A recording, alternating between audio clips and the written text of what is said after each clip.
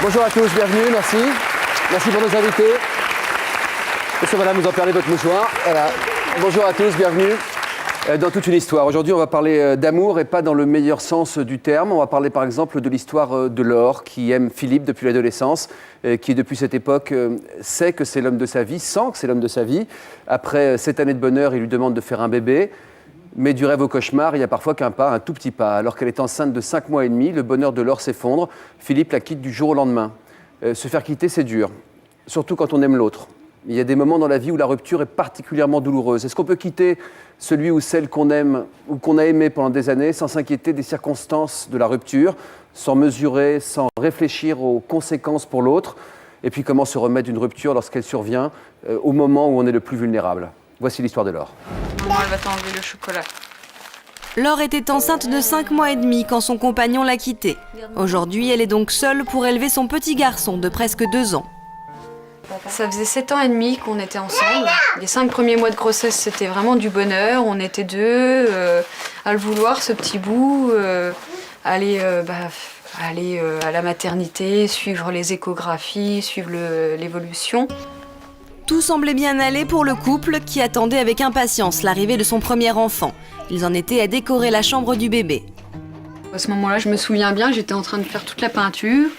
J'étais contente de faire la petite décoration et le jour-là, il est parti en claquant la porte sans me dire pourquoi. Et quand je l'ai eu au téléphone, il m'a dit c'est fini. Je l'aimais vraiment. Je sais que je l'aurais suivi partout. C'était un peu ma moitié, on va dire. Et donc, au fur et à mesure des jours, oui, je me voyais pas vivre sans lui. J'ai essayé d'avoir une explication, de comprendre. Je me disais, mais il va revenir. Et en fait, mon inquiétude après, c'est vrai que portait pour le bébé, en fait. Qu'est-ce qu'il allait devenir? Juste moi, est-ce que j'allais pouvoir lui apporter ce qu'il faut? Est-ce que accoucher toute seule, ce serait pas trop difficile? Il y a des tas de questions qui me sont passées par l'esprit. J'ai quand même gardé les photos pour qu'il puisse se souvenir de son papa. Papa. Allez, ton papa. Tu pourrais jouer au foot avec, au ballon?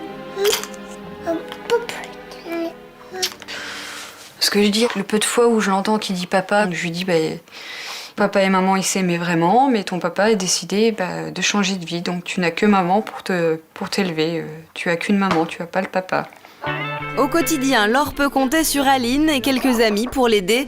Personne dans son entourage non plus n'a compris le départ de son compagnon. Bonjour. Tu fais un bisou? Un café comme d'habitude. Bien sûr. Je viendrai toujours le jour où tu m'as dit c'est un garçon qu'il était là, il était fin heureux. Et puis le lendemain, il était plus là. Mais vraiment le lendemain en plus, ça a été... Moi, j'y croyais pas, je croyais que c'était juste une petite crise et qu'il allait vraiment revenir 1 ou 2 semaines après. J'ai eu du mal à réaliser en fait qu'il ne revenait pas et qu'elle allait être seule pour l'élever. Je suis restée à côté d'elle autant que j'ai pu. Et on a fait ce qu'on a pu. Laure aimerait que le père de son fils accepte de le connaître. Aujourd'hui, elle tente de le contacter par courrier. Maintenant, je fais le dernier courrier, la dernière tentative, la dernière chance. Mais c'est vrai que la lettre, je la fais en espérant, parce qu'on a toujours de l'espoir. Mais sincèrement, je m'attends pas à avoir une réponse. Bonjour. Je sais que je t'ai souvent demandé de voir ton fils. Si je fais ça, c'est pour ton fils. Il te réclame chaque fois qu'il voit un autre homme. Il demande c'est papa. C'est un bon bébé. Si tu le connaissais, tu en serais fier. Il a besoin d'un papa, de son papa, de toi.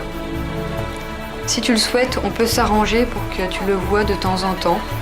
Je ne veux pas de problème. On n'est même pas obligé de se voir. Tout ça, c'est pour ton fils. Amicalement. Tu la mets là?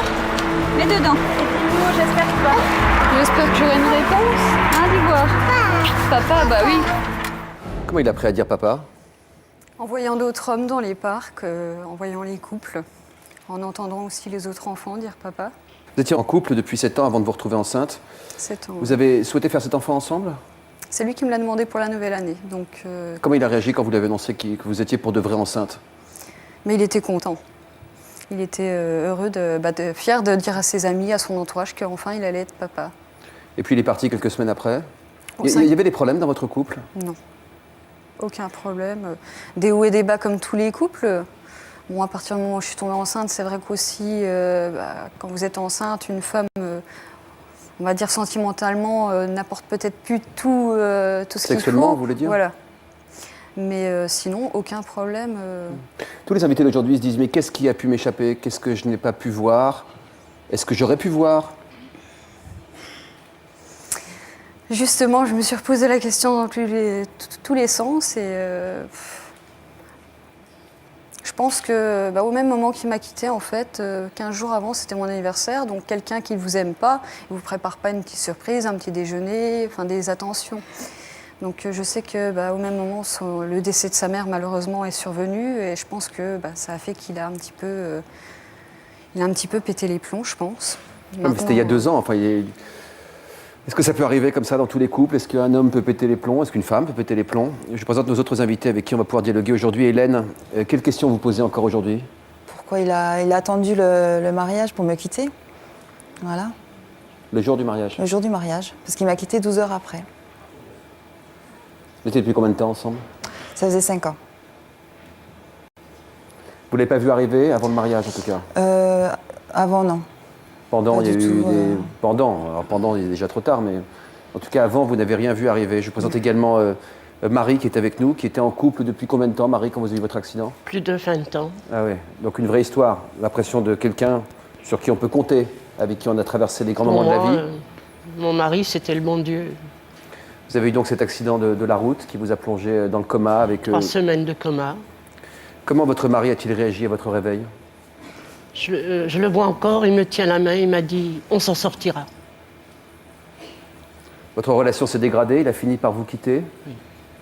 Qu'est-ce qu'il a donné comme explication? Aucune. C'est moi qui ai découvert qu'il avait quelqu'un d'autre. C'était lié à votre accident? Oui. Tout ça parce que bon, j'ai changé de visage, j'ai eu tout le visage refait. Hein. Et il ne l'a pas supporté?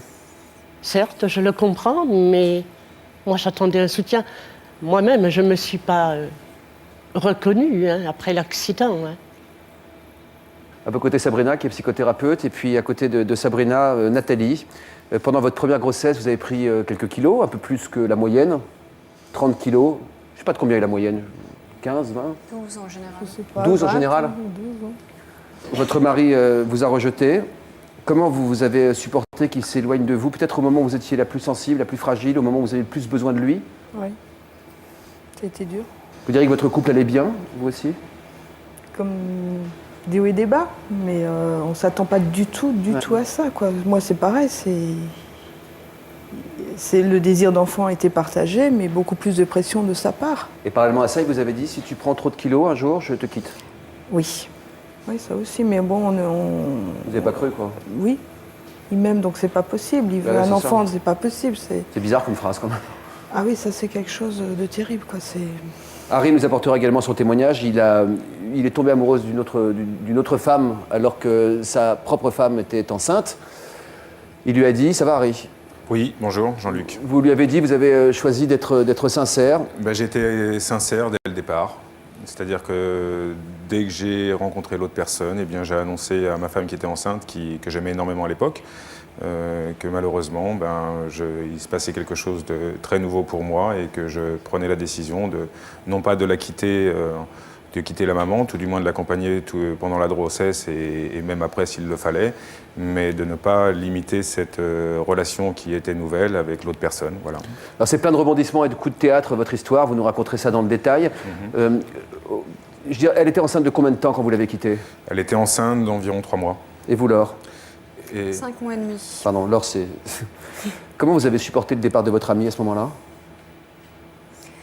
Sur le coup, j'y ai pas cru.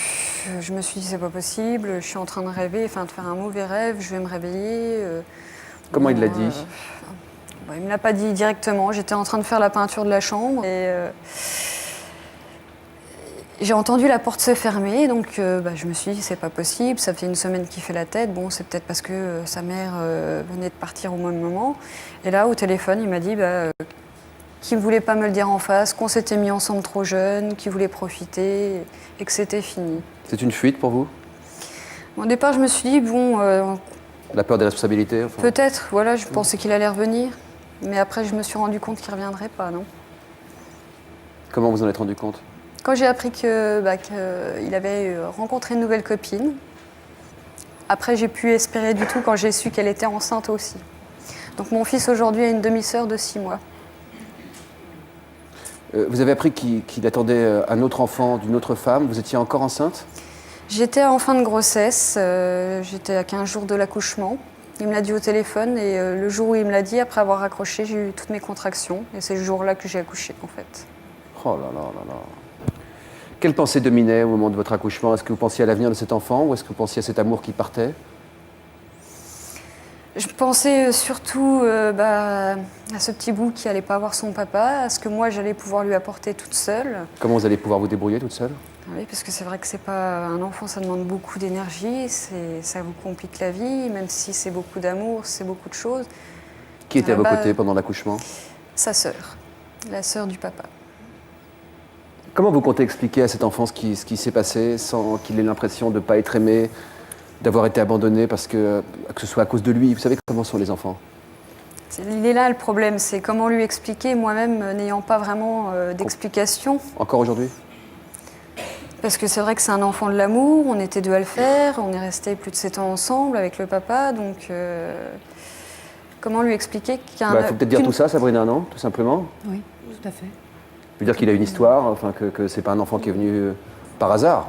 Non. Ça pourrait, hein, je dirais. Mais comment expliquer à un enfant que son père, du jour au lendemain, a totalement décidé de changer de vie, de s'occuper d'un autre enfant qui est venu après, et puis de ne pas s'occuper de lui. Enfin, c'est un peu...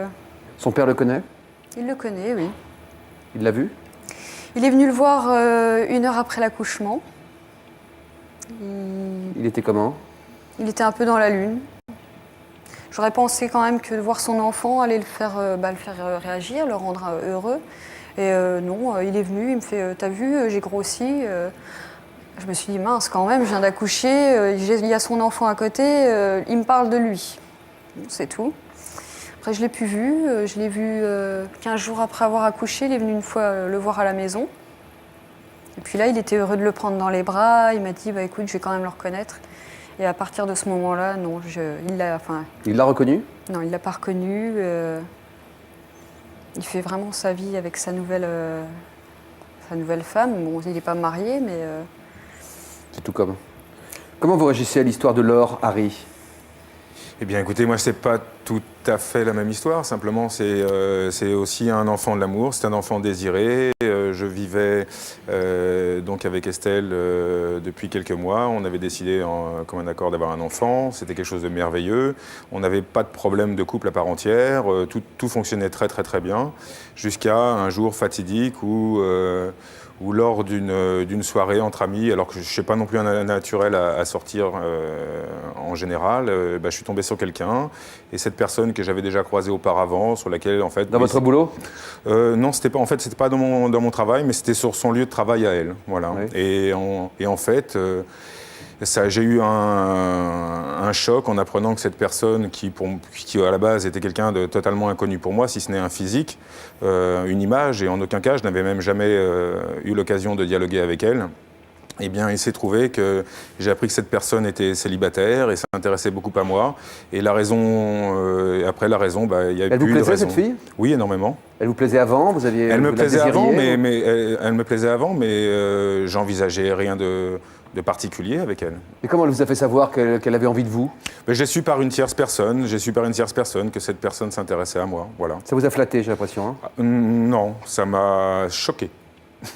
C'était une véritable onde de choc. Voilà. Pourquoi? Moi-même, j'en sais rien. Sur le coup, je n'ai pas bien compris, mais c'est vrai que peut-être à tort, j'ai voulu justement essayer de comprendre. Vous étiez attiré par elle? Uniquement physiquement. Donc vous avez débuté une relation avec elle, elle savait que vous attendiez... Je n'ai pas débuté de relation avec elle au départ, pas du tout. J'ai juste emmagasiné l'information et j'en ai tout de suite parlé à Estelle. Qui était enceinte de combien de temps? Qui était enceinte d'un peu plus de 3 mois. Comment elle a réagi, Estelle? Au départ, je lui ai dit, voilà, au départ, il n'y avait rien, hein, je ne l'ai pas trompé ni rien, je l'ai prévenu que j'avais quelque chose de particulier se passait en moi, que je commençais à me poser des questions, non pas sur elle parce que je l'aimais toujours, mais que je ne comprenais pas pourquoi j'étais attiré par une autre personne. Ça me semblait, moi, illogique, totalement illogique. voire même malsain. D'accord. Voilà. Donc là, les sens ont été plus forts que tout. Votre attirance a été plus forte que votre raison, visiblement. Tout à fait. Vous avez débuté une relation amoureuse avec cette fille. Donc vous alliez la voir parallèlement tout en restant avec Estelle? Oui, tout à fait. En fait, je n'ai jamais quitté Estelle et je vivais deux vies. Vous envisagiez d'attendre l'accouchement tout en étant avec l'autre Ah oui, fille? tout à fait. Il était hors de question pour moi de laisser tomber Estelle. En plus, cet enfant, je le désirais véritablement. En fait, j'avais vraiment, hormis le fait évidemment de connaître quelqu'un d'autre, j'avais une véritable vie en accompagnant ma femme de l'époque, en accompagnant la grossesse. D'ailleurs, des relations amoureuses avec elle, je veux dire. Non, pas de relation. En fait, je trouvais encore plus malsain que d'avoir des relations avec deux personnes. Et donc, en l'ayant prévenue auparavant, j'ai cessé toute relation avec elle. Physique, tout du moins. Comment vous lui avez dit que vous la quittiez pour de bon? Je lui ai dit que je rencontrais quelqu'un d'autre et que j'envisageais pas d'avoir des relations physiques avec quelqu'un d'autre sans pour autant qu'elle soit au courant et que je trouvais pas normal que de continuer d'avoir une vie comme si rien n'était avec elle. Et avec l'autre, ça se passait bien? Vous arriviez à avoir des relations sans trop culpabiliser? Ah, mais je culpabilisais constamment. Parce que pour moi, cet enfant, je l'avais toujours désiré et je me disais, mais comment ça va se passer? Qu'est-ce qui se passe? Alors, à la naissance de votre fils, coup de théâtre, vous quittez votre maîtresse pour revenir avec Estelle. Tout à fait. Comment elle a réagi, Estelle? Comment a réagi Estelle? Eh bien, a priori, elle semblait heureuse que je sois là, que je sois revenu, mais donc après... Elle vous a fait payer votre trahison? Ah oui, véritablement, oui, à tout niveau, tant psychologiquement qu'à travers... jusqu'à ce qu'elle tombe sur le bon, il y a eu plusieurs amants, j'étais au courant de leur existence. Le premier amant, je me suis dit, en effet, c'est œil pour œil, dent pour dent. Tu lui as fait du mal, normal qu'elle essaye de t'en faire. Et je me suis dit que ça s'arrêterait peut-être là, donc j'ai continué. Ça a duré... en fait, cette relation a duré... j'ai attendu plus de 4 ans. Ces 4 dernières années, quoi. Ces 4 dernières années, oui, tout à fait. Quelles sont vos relations aujourd'hui avec elle? Elle vous a quitté pour de bon? Oui, on est totalement séparés pour de bon. Elle vous a quitté? Elle m'a quitté, bien sûr. Qu'est-ce que vous en pensez, là? Moi, je comprends pas la moralité de certaines personnes, des fois. Entre la franchise et l'égoïsme, vous faites quelle différence? Entre la raison et la passion, je pense que des fois, il faut savoir surtout que là, il dit qu'apparemment, il l'aimait encore. Donc, pourquoi aller tenter d'aller avec une autre, sachant qu'il y a un enfant en jeu? Je sais que moi, dans mon cas, la nouvelle amie du père de mon fils, cette fille-là, j'ai appris par la suite que ça faisait 1 an qu'elle lui tournait autour, donc elle savait très bien quand elle l'a rencontré, on va dire, elle est arrivée là un petit peu pour le consoler du décès de sa maman, et elle est tombée tout de suite enceinte. Je sais que ça faisait 1 an qu'elle lui tournait autour, elle savait très bien qu'il avait une copine qu'il allait être papa, qui allait être enceinte. Moi, je sais pas, je rencontre quelqu'un... on n'est pas en train de dire les hommes sont méchants et les filles sont gentilles, quoi. Non, mais je trouve qu'il y a une moralité à avoir, des principes qui se perdent. Mais dans la façon de le dire, au bout de 3 mois et demi, quand on rencontre quelqu'un, comment vous réagissez à ça, Sabrina, entre la franchise qu'exprime Harry et puis peut-être l'égoïsme qu'on peut ressentir aussi? Là, surtout, ce que je ressens beaucoup dans tout ce qui a été dit, enfin, ce sont deux histoires différentes, bien sûr, c'est la peur. La peur d'Harry et la peur, certainement, de votre ex-compagnon. Parce que vraiment, quand en fait, ce qui se passe tout simplement, pour l'homme, quand la femme est enceinte, elle n'est plus, c'est très simple, elle n'est plus seulement femme, elle devient mère. Ça peut faire peur, voilà, cette femme qui devient mère, c'est tout. Qu'est-ce que vous dites là-dessus, Harry? Et je me dis qu'il y a aussi, certes, la femme qui devient mère et puis l'homme qui devient père. D'un seul coup, alors que je voulais absolument un enfant, peut-être que j'ai pas la crainte de faire face à mes responsabilités, de ce qui m'attendait, qui était totalement, pour moi, de l'inconnu. Donc vous avez eu peur de devenir père, c'est ce que vous nous dites? Consciemment, non, puisque j'ai encore aujourd'hui, j'assume totalement la paternité. Mais inconsciemment, peut-être? Probablement, oui. En général, pourquoi les papas prennent la poudre d'escampette au moment où ils apprennent qu'ils vont devenir papa?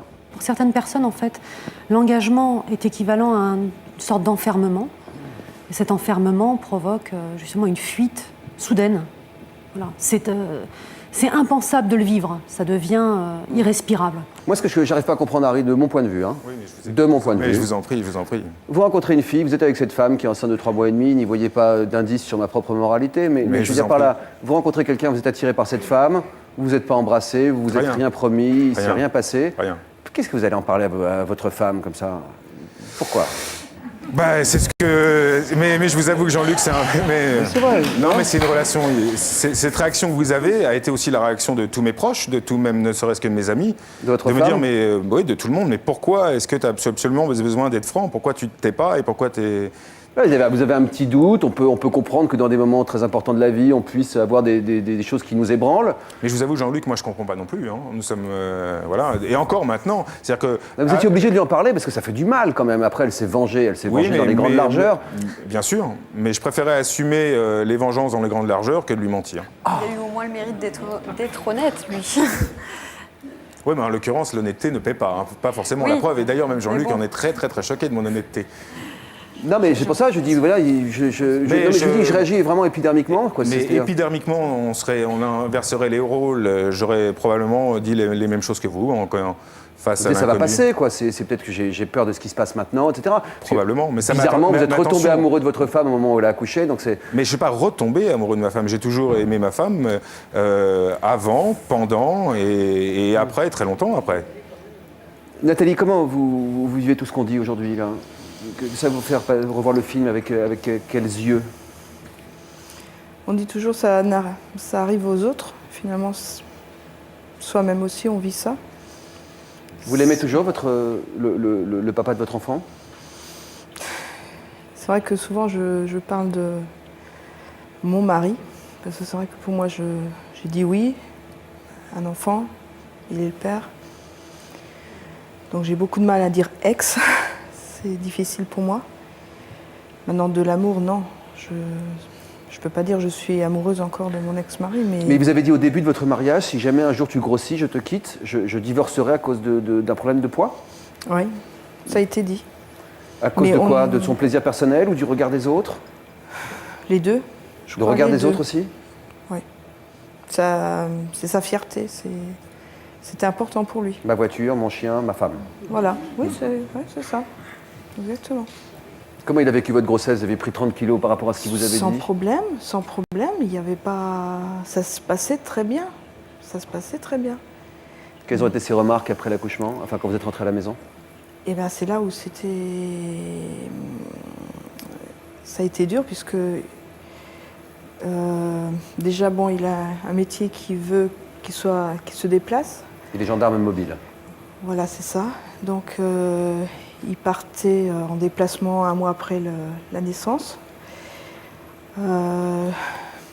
Avant qu'il parte, je pensais qu'on aurait peut-être une relation. J'ai encore ce nom qui résonne en moi. Vous avez voulu... Alors, j'ai mis ça sur le compte du fait que il est papa, c'est pas évident, on dit que... Mais il vous a dit non, je ne veux pas Non. Et quand il est parti, qu'est-ce qu'il vous a dit exactement? Ça a mis 2 ans, hein, 2 ans de vie quotidienne, d'enfer, de scènes de ménage, J'ai essayé de pas comprendre. d'intimité. C'est pareil, ça rejoint un peu c'est que il n'y a pas de franchise. Il n'y a pas d'honnêteté envers lui-même finalement. Enfin, Alors là, je reviens à Harry, parce que Harry, je reprochais sa franchise tout à l'heure. Vous aurez préféré Harry? Au moins d'être honnête avec soi-même, quoi, de dire bon c'est fini. Je suis assez d'accord. Moi aussi, j'aurais préféré qu'il soit honnête plutôt que de laisser croire. Alors à la fin, il m'a expliqué que c'était soi-disant pour me préserver de la grossesse. Excusez-moi, mais quand on part, on ne vous préserve pas de toute façon, donc autant être franc, dire pourquoi clairement on part, pas trouver des excuses, des choses qui ne sont pas claires. Et partir, revenir, c'est possible? Partir, revenir. Dans mon cas, revenir, non, ce ne sera pas possible parce que je sais très bien que c'est quelqu'un qui a sa fierté et qui a tendance à fuir les problèmes plutôt que de les affronter. Maintenant, c'est sûr que s'il revenait vers le petit, je lui dirais pas non, bien au contraire. Maintenant, vers moi, une fois qu'il y a une chose de cassée dans un couple, je pense qu'on a beau essayer... C'est ça ma question. Donc, revenir en couple, non, une fois que c'est cassé, vous l'avez sur la conscience. Il suffit d'une petite bêtise et ça revient sur le tapis tout le temps. C'est ça.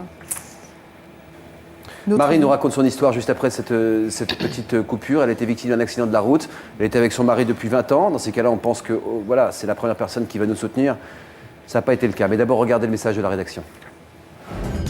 Vous êtes une femme et vous avez fait de la prison pour violence. Mère de famille, vous avez maltraité votre enfant et vous le regrettez. Vous avez des pulsions violentes envers votre mari ou vos enfants. Pour nous raconter votre histoire, contactez-nous au 01 53 84 30 08 ou connectez-vous sur le site de l'émission.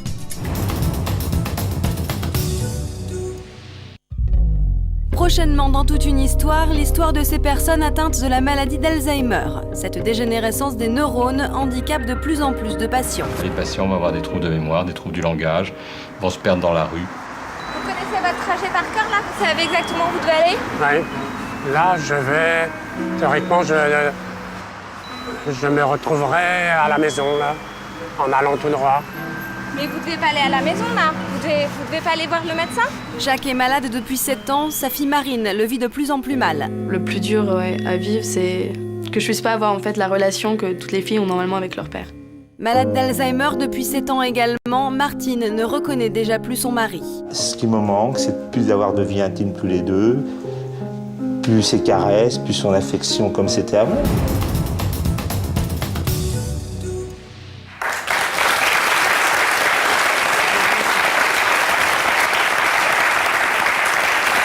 Se faire quitter quand on aime la personne qui nous quitte, c'est jamais agréable. Se faire quitter au pire moment, ça signifie quoi? Ça signifie au moment où on est enceinte, le jour de son mariage, on en parle dans un instant avec Hélène, ou alors au moment où une maladie se déclare, ou un accident est provoqué. Quand vous avez eu cet accident très grave, donc en 99, que vous avez commencé à prendre conscience de tout ce que vous auriez à traverser pour retrouver votre visage, pour retrouver votre énergie, vous pensiez que votre homme pourrait partir? Non, j'y croyais pas, non. J'attendais un soutien de sa part. Je me disais, bon, j'ai mon mari, j'ai mon fils. De toute façon, dans le coma, les chirurgiens avaient dit à mon mari, on a fait notre travail, c'est à elle de décider de vivre ou pas. Qu'est-ce que ça veut dire pour vous, ça? Eh bien, que je me suis battue pour eux. Et au jour d'aujourd'hui, je regrette qu'une chose, c'est de ne pas être morte dans l'accident, sachant la vie que j'ai eue après. À ce point? Je vous le jure, sur mon fils, il est là.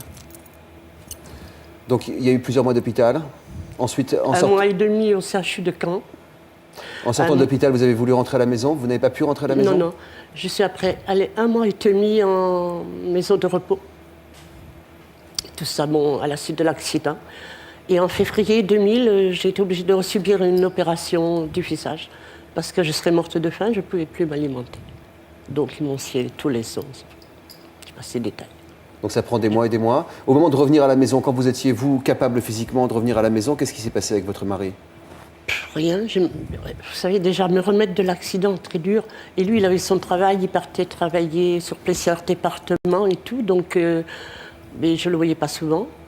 À la 2e opération, je suis allée chez sa sœur. Bon, là, j'ai eu du soutien. Il s'occupait de moi et tout. Donc, ma belle-sœur, que je suis toujours en relation. Comme vous, Laure. Voilà. Mais vous pensez qu'il a eu peur de l'accident? Il a eu peur de quoi? Je ne sais pas. Je pense, oui, que, évidemment, j'ai changé de visage, c'est clair. Hein, je ne suis plus du tout la même. Et je pense qu'il s'est dit, bon, c'est pas la femme que j'ai épousée, quoi. 20 ans après le mariage? Plus de 20 ans. On s'est mariés en 78. Et vous disiez, c'était mon Dieu, c'était vraiment la... les autres, moi, n'existaient pas. Autour de moi, il n'y avait pas d'autres. Il le savait. Par amour, j'aurais tout fait pour lui. Il m'aurait dit, on fait une banque, je le suivais. Ah, c'est clair. Moi, j'ai ma sœur qui est là, elle peut le dire. On était un couple vraiment...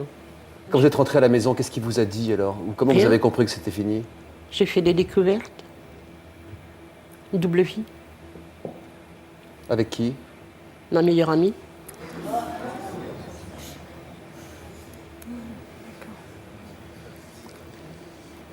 Comment vous avez pu épauler votre sœur pendant ces moments-là?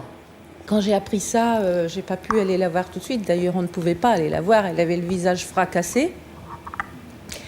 Et bon, ça a été une histoire abominable, abominable. Ça a été épouvantable. Vous avez été surprise par le comportement de son mari, que vous connaissiez vous aussi depuis plus de 20 ans? Pas vraiment, parce que, bon, c'est vrai qu'elle l'adorait, hein, c'était un dieu, c'était tout. Et il faisait tout aussi pour cacher cette double vie. Je pense quand même qu'il... Mais attendez, parce que madame, votre sœur dit que c'était après l'accident qu'il a commencé elle l'a double vie. découvert, mais nous aussi, on l'a découvert seulement après l'accident. Mais pour vous, ça avait commencé avant déjà? Non. Je ne sais pas, mais moi, je en ce qui me pense concerne. pas. Un peu avant, peut-être, mais bon. Non. Est-ce que l'accident a été le facteur déclenchant En tout cas, il n'est pas là, donc on ne va pas creuser sur cette non. piste-là. Oui. D'autant plus, Non, quand on mais était bon, en couple, voilà. il avait été opéré 4 fois du dos. Moi, j'étais toujours à ses côtés. Il me disait, il ne faudrait pas que tu me quittes. Et qu'est-ce que je deviendrais sans toi? Et... C'est dur, je trouve. Mais... C'est terrible. Moi, je pense qu'il est tombé sur aussi quelqu'un qui a voulu le consoler de l'accident. Et voilà, ça a été plus loin. Quoi. Mais la meilleure amie, vous Oui, la connaissez absolument, donc oui, je la connais. Oui. C'est épouvantable. Mais là, vous avez été Je surprise ne comprends pas le comportement des femmes, d'ailleurs, comme ça. Qui vont avec des hommes dans des circonstances pareilles? Ah, absolument. Ça, c'est... Vous comprenez les hommes? Pas plus, mais... Mais les femmes, c'est Mais là, oui, il y a plus votre famille, vous les quelque chose qui connaissez. déraille à un moment de la vie, là, c'est pas normal, tout ça. Est-ce qu'on peut essayer de se comprendre ce qui se passe, Sabrina? Je ne sais pas si vous avez une opinion sur le sujet. Dans la tête d'une femme qui va s'engager avec un homme dans un moment important, soit un homme qui attend un enfant, un homme qui a une femme qui vient d'avoir un accident ou le jour de son mariage. Indépendamment de ces histoires qui sont vraiment très bouleversantes, quand une femme, en général, tombe amoureuse d'un homme, elle se dira toujours « avec moi, ça sera différent ». Voilà. Alors après, je ne veux pas rentrer dans les histoires de moralité, là, parce que là, on touche des choses qui touchent quand même à la moralité, c'est vrai. Mais d'une façon générale, voilà. La femme va se dire « avec moi, ça sera différent, avec moi, il ne sera pas comme avec l'autre ». Votre fils, avec quel âge à cette époque? 12 ans et demi. Et... On l'a eu au téléphone en préparant cette émission. Au moment de la séparation, il a préféré partir avec son père. Il nous a dit que pour lui, c'était trop difficile de voir que sa maman avait changé. Est-ce que c'était quelque chose que vous pouviez imaginer? Pas du tout. Absolument pas. J'avais besoin de soutien et je me suis retrouvée seule. Ils m'ont abandonnée, j'étais seule face à mon destin. Mais quel regard il portait sur vous après l'accident, votre mari? Eh bien, il est resté, entre guillemets, 2 ans avec moi. Mais bon, il avait du travail dans des départements, il rentrait, il revenait. Je lavais le linge, je repassais. Il est resté 2 ans avec moi, mais sans rapport sexuel. On dormait ensemble et je ne disais rien, je disais que tout allait bien. Mais mon fils étant jeune, je ne voulais pas qu'il souffre. J'ai vécu 2 ans comme ça. Mais comment vous viviez cette distance si proche? Je suis très forte. Comme me dit mon fils, t'es forte, maman. Tu es très forte. Ouais, mais enfin, même les forts ont le droit d'avoir une épaule. Hein. Quand on était couchés ensemble, il me disait, moi j'avais envie, je n'ai pas honte, je suis une femme. Hein. Il me disait, ne compte plus avoir de sexe avec moi. Mais pourquoi? Parce que physiquement, vous avez changé? Il vous le disait, ça? Non. Enfin, si. J'ose pas dire ce qu'il m'a dit quand il m'a quitté. Tu as la gueule d'un clown, tu ne retrouveras jamais personne. Marc, il a raison, hein. Ça fait 7 ans que je suis seule. On dit que les femmes, que les hommes sont un peu des lâches et que les femmes aiment bien jouer les infirmières. Bon, je généralise en disant des choses comme celle-là, qu'elles aiment bien aller vers des hommes qui sont en situation de difficulté, qu'elles peuvent exprimer tout l'amour qu'elles ont dans ces moments-là. Et je voudrais en fait donner la parole à Amélie qui est avec nous. Bonjour Amélie. Bonjour Eric. Vous avez eu le sentiment de jouer les infirmières quand vous avez choisi de quitter votre mari pour aller vers cet homme? Ah, pas du tout. Moi, non, c'est pas du tout le rôle que je me suis donné. C'est vraiment... j'ai rencontré un amour fou. Et c'était pas du tout lié au fait de consoler cet homme. Alors, parlons des circonstances. Vous étiez mariée depuis combien de temps? Depuis 25 ans. Vous diriez que vous étiez heureuse? Il y avait des hauts et des bas. J'adore cette expression.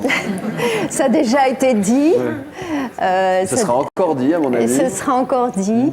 Quand Mais même, des hauts qui restaient très hauts? Oui, il y avait quand même eu 1 ou 2 fois des coups très durs dans notre couple. Et c'est vrai qu'à ce moment clé de ma vie, quand j'ai rencontré Léonard, bon, je ne me suis pas posé de questions. Ça a été... pour répondre peut-être à tous ces gens-là qui ont subi ça, moi, je ne crois pas à l'amour dans un sens. C'est terrible, hein, c'est critiquable, je vais peut-être me faire huer. Mais on ne peut pas parler d'amour sans réciprocité. C'est un échange, l'amour. Il s'est passé quelque chose qui a été... Cet homme, vous le connaissiez? Oui, je le connaissais d'abord dans un cadre professionnel. Qu'est-ce qu'il représentait pour vous? un Pygmalion. Donc celui Ça a été un mentor, parce qu'à l'époque, j'étais déjà professeur de lettres, j'enseignais, et il m'a dit que ce n'était pas suffisant, que peut-être je pouvais encore faire autre chose. À ce moment-là, mes enfants étaient grands, ils commençaient l'université, et il m'a dit ce serait bien que vous fassiez ci et ça. Donc chaque année, je retournais à l'université, je repassais des diplômes de très haut niveau, jusqu'au maximum, et puis un jour, j'ai compris pourquoi. Pourquoi?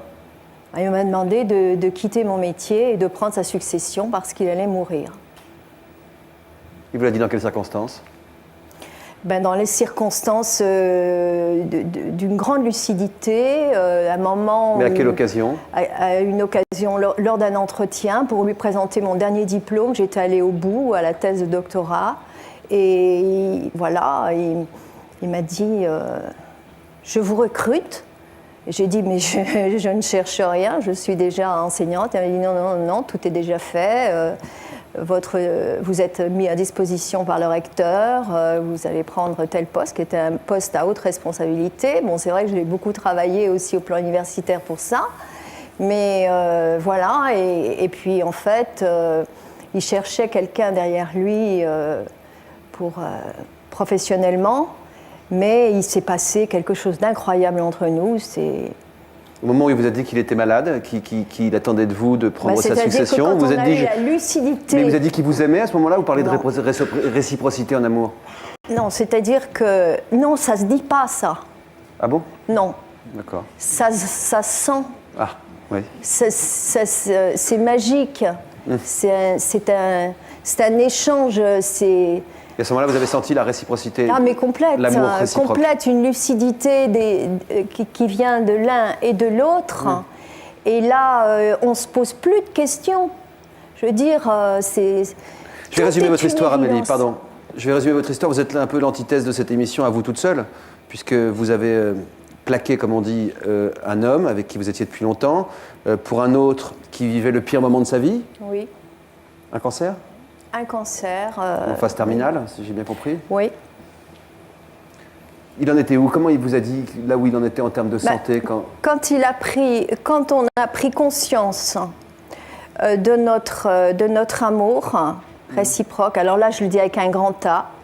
Moi je dis que franchement j'en profite à l'antenne pour m'excuser auprès de tous mes élèves à qui vraiment j'ai enseigné l'amour médiéval, Tristan et Iseult, Roméo et Juliette. Je ne comprenais rien à ce moment-là. Ah bon? Non, franchement rien. Méfiez-vous de vos profs. Non, parce que franchement, si on n'a pas vécu ça, c'est l'amour à mort. C'est l'amour à mort. C'est ce qu'on appelle l'amour avec un grand A.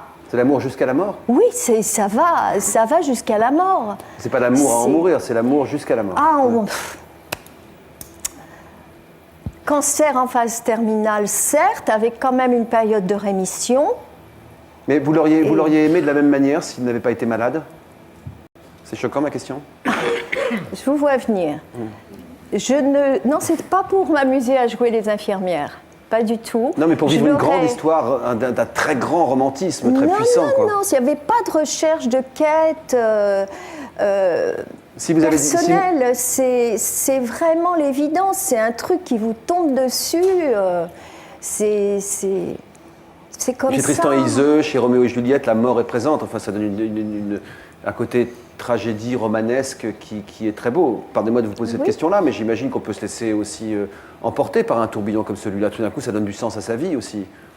Non,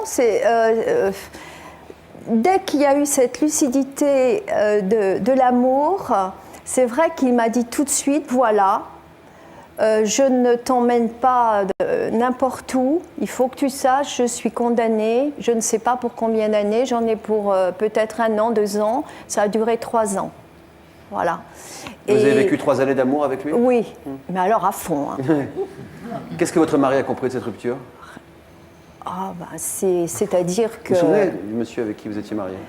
Oui, alors là, c'est terrible parce que c'est affreux ce que vous me posez comme question. Parce que c'est vrai, vous vous en souvenez pas? Ah non, c'est terrible. J'ai quand même été presque 30 ans avec cet homme parce que je l'ai quand même connu, j'avais 13 ans. Donc c'est un amour d'enfance.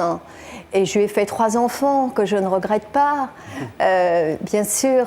Donc, je ne sais plus, ce que je suis tellement émue qu'en fait... Vous disiez l'histoire, la question qui est un peu dure, c'est vous vous souvenez de comment vous lui avez dit, vous vous souvenez de cet homme avec qui vous... Vous voyez que je n'ai pas envie d'en parler. Ah bon. C'est terrible, parce qu'en fait, je vous assure, je n'ai pas rêvé de lui après, de mon Comme si mari. vous aviez tourné Même pas dans l'inconscient de mes rêves. C'est même pas revenu. Alors, je reviens sur ma théorie. C'est que l'amour, mais c'est un échange. Peut-être que mon mari ne m'aimait plus. Aussi, il s'est trompé peut-être lui aussi. Vous en avez parlé? Vous avez réussi à en parler? Ah non, il s'est sauvé. Il s'est sauvé, il vit au Sénégal, il a refait sa vie, il a refait un bébé à 60 ans. Voilà, mais bon, chacun son truc. Est-ce que vous êtes en train de nous dire que quelles que soient les circonstances, quand on veut quitter quelqu'un, il faut partir? Il ne faut pas ménager l'autre?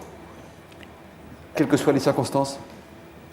Vous voulez dire la double vie, si j'avais pu avoir une double vie? Non, je vous pardon. demandais si vous comprenez tous ceux qui ont quitté celles qui aujourd'hui viennent nous raconter leur histoire. C'est dur, hein, parce que je vais peut-être me faire huer, mais je pense, je répète, oui, quelque part, il y en a un des deux qui se trompe.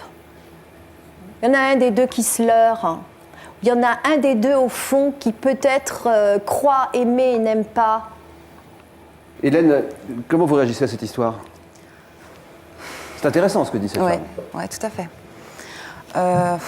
Alors moi, c'est qu'au fait, on s'aimait, les deux. Lui m'aimait et moi, je l'aimais. Le truc, c'est qu'il a complètement changé, c'était le jour du mariage. Et j'ai pas compris pourquoi au départ. Donc en plus, il a attendu de dire oui devant la mairie et que la soirée se passe avec les 125 personnes. Puis voilà, les 125 personnes partent et je suis encore robe de mariée et il me dit je te quitte.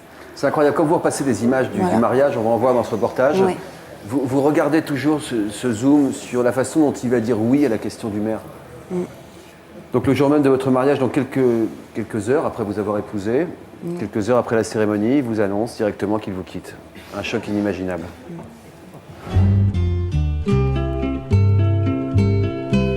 Je déclare mademoiselle et monsieur unis par le mariage. Plusieurs fois, j'ai regardé le film pour essayer de voir s'il savait ce qu'il allait me faire après, à me poser plein de questions, s'il avait déjà tout arrangé, venir au mariage, faire la soirée et ensuite me quitter. Ou puis essayer de voir un petit peu ce qui s'est passé dans sa tête.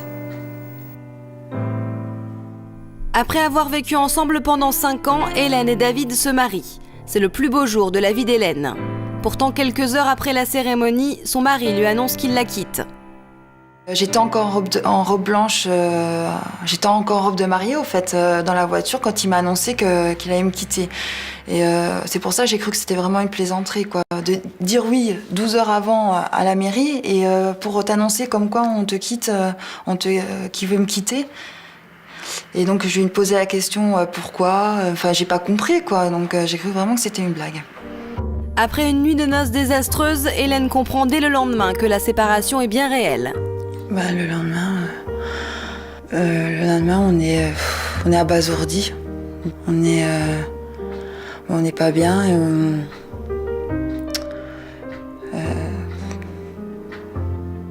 en fait, c'est un moment que j'ai essayé d'oublier, donc ça m'a fait tellement mal au cœur, que ça m'a tellement détruite, traumatisée, que c'est un passage où on essaye d'oublier, quoi, donc pour pouvoir se reconstruire.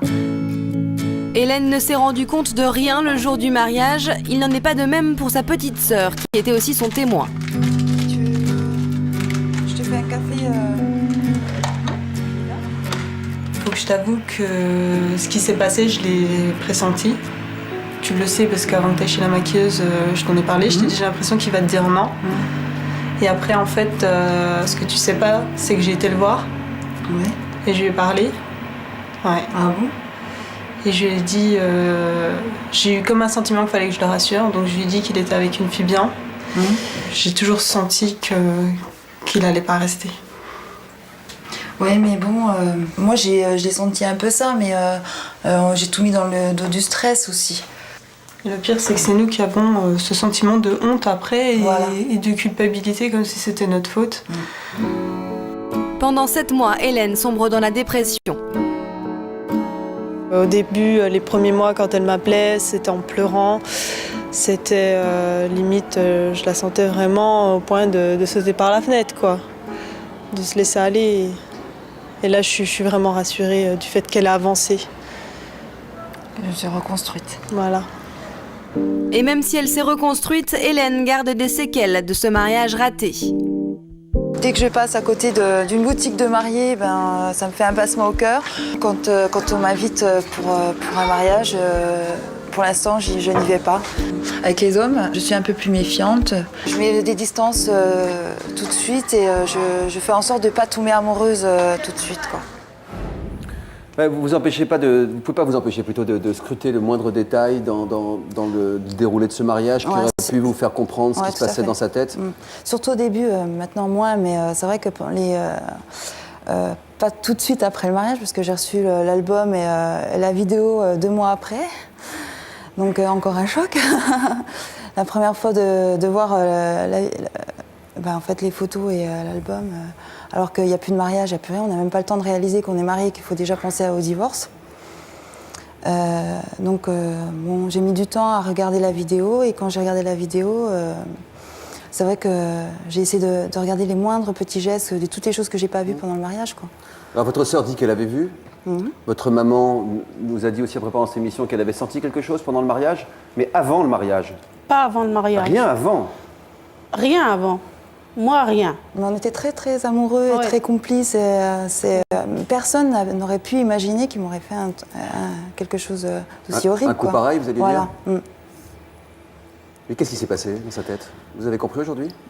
Il y avait des indices? Alors au fait, j'ai entendu dire il y a quelques mois plus tard, mais vraiment c'était plus de 7 mois plus tard, qu'il aurait rencontré une fille à l'enterrement de vie de garçon et que voilà, qui lui a fait perdre la tête. Ils sont restés la semaine ensemble, ils ont passé la nuit, la veille du mariage ensemble. Et c'est vrai que quand il est rentré à quelle heure? À 5h du matin. Et c'est vrai, quand je l'ai vu rentrer à 5h du matin, et je lui ai posé la question. Je lui ai dit, où est-ce que tu étais? Il m'a dit, j'étais chez un copain que je n'avais pas vu depuis longtemps, et comme par hasard. Mais voilà, quoi. Vous en êtes où avec lui aujourd'hui? Ah, j'ai plus de contact. Plus de relation du tout? Plus de relation. Au départ, c'est lui qui m'appelait pour des excuses de papier et tout ça, puis après, ça y est, c'est fini. Vous espérez vous remarier un jour? Ben, je sais pas. Je ne peux pas vous dire. Qu'est-ce que vous en pensez, madame? Moi, j'espère qu'elle va se remarier quand même. Hein. Voilà. Et puis, le lendemain du mariage, vous avez donné le change. Vous avez fait comme si s'était rien passé pendant la nuit. Vous avez participé à nettoyer un peu les choses. Et il y avait un déjeuner qui était prévu? Ouais, en fait, on avait le rangement de la salle le lendemain avec tout le monde, toute la famille, les amis, tout ça. Et moi, j'ai fait comme si rien n'était, quoi. Comme si tout allait bien. J'avais passé une super nuit, alors que pas du tout. Pas du tout. Faut être costaud, là. Hein. Ouais.